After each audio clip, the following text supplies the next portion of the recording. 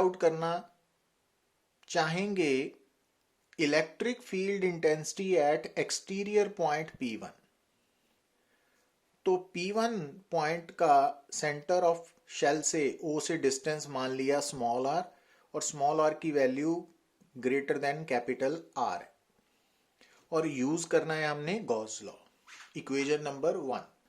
अब आपको माइंड में ये रखना है कि जो गॉस लॉ है, जब हम उसको मैथमेटिकली शो करते हैं, जैसा कि इक्वेशन नंबर 1 में आप देख रहे हो, तो उस फार्मूला में, इक्वेशन में जो ई वेक्टर है वो बेसिकली इलेक्ट्रिक फील्ड इंटेंसिटी है on the surface of, on the outer surface of closed surface.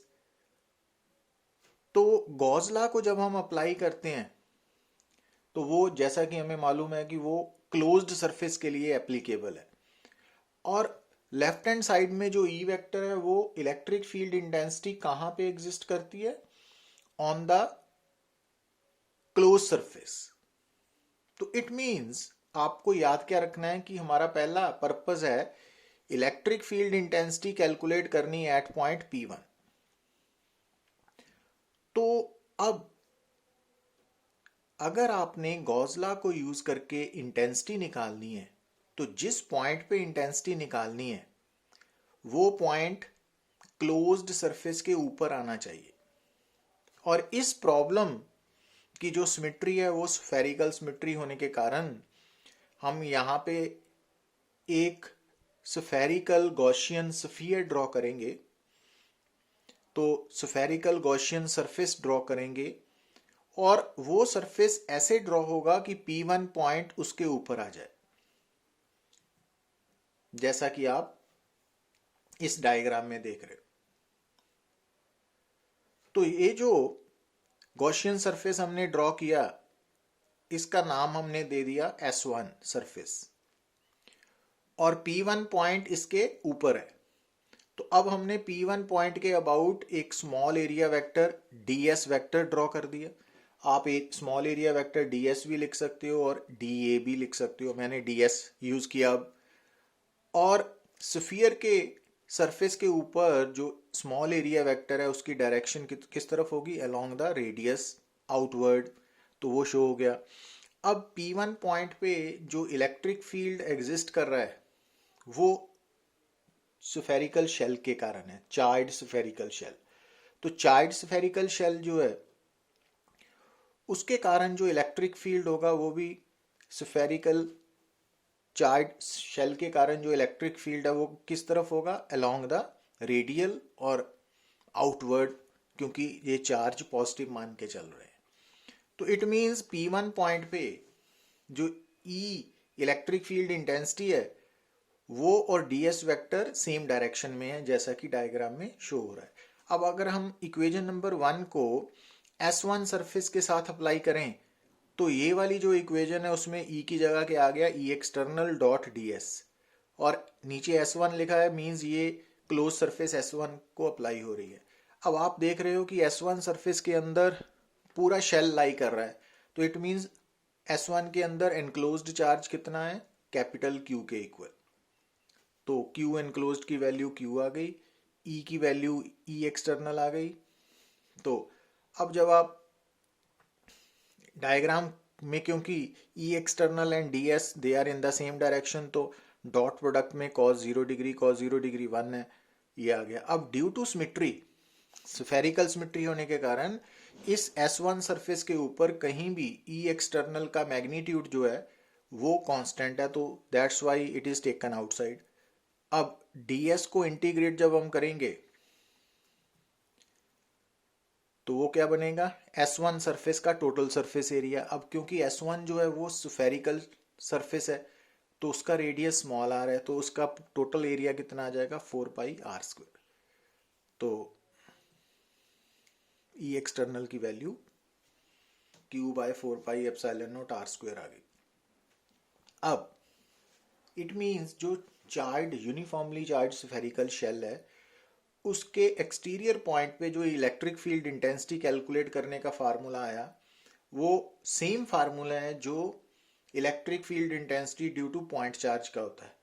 तो इस कारण हमने ये प्रूव कर दिया कि जो यूनिफॉर्मली चार्ज स्फेरिकल शेल है, for exterior point it behaves like a point charge.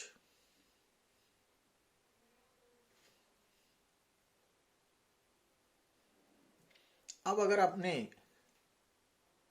Surface P2 पे इलेक्ट्रिक फील्ड इंटेंसिटी निकालनी है on the surface of spherical shell, तो अगर हम P1 पॉइंट से P2 पॉइंट की तरफ शिफ्ट करें तो जो स्मॉल आर की वैल्यू है वो P2 पे आके कैपिटल आर के इक्वल हो जाएगी।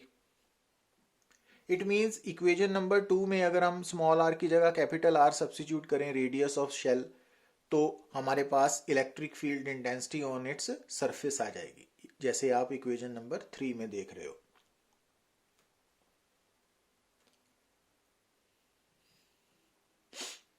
और अगर अब हमने कैलकुलेट करनी है electric field intensity at interior point P3 जो है वो शेल के अंदर पॉइंट है, तो यो P3 पॉइंट है उसका डिस्टेंस सेंटर से जो उसका आर है वो स्मॉल आर कैपिटल आर से लेस देन होगा।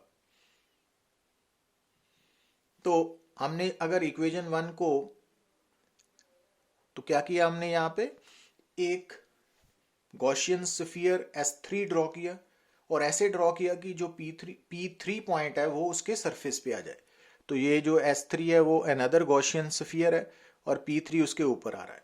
तो जब हम इक्वेशन नंबर 1 को S3 के साथ अप्लाई करेंगे तो ये फार्मूला ऐसे लिखा जाएगा। अब यहाँ पे राइट साइड पे 0 क्यों लिखा? क्योंकि ये जो S3 सरफेस है इसके अंदर कोई चार्ज नहीं है, चार्ज सिर्फ शेल के सरफेस के ऊपर है और शेल का सरफेस S का सरफेस जो है वो P3 से बाहर है, मींस S3 के अंदर कोई चार्ज नहीं है। That's why Q enclosed for S3 क्या है? 0 है। तो इट मींस E इंटीरियर 0 हो गया। तो इट मींस अगर हम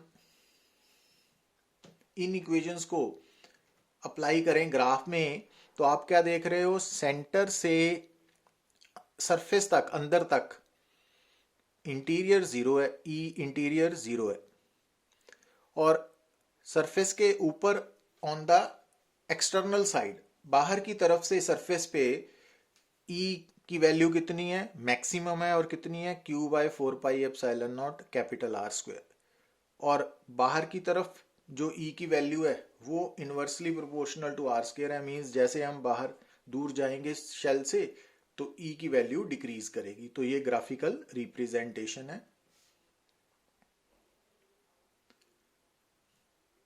तो ये पूरा आर्टिकल एज सच।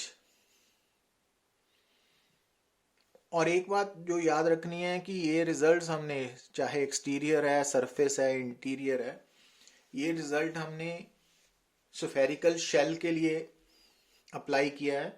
तो ये स्फेरिकल शेल चाहे इंसुलेटर है चाहे कंडक्टर है, दोनों के लिए एप्लीकेबल है।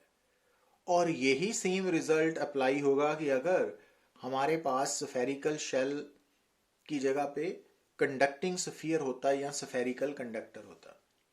मींस अगर शेल की जगह पे पूरा स्फीयर भी है बट वो कंडक्टर स्फीयर है तो वहां भी सेम रिजल्ट्स अप्लाई होते। तो ऐसा आपको ये याद रखना पड़ेगा। Thank you.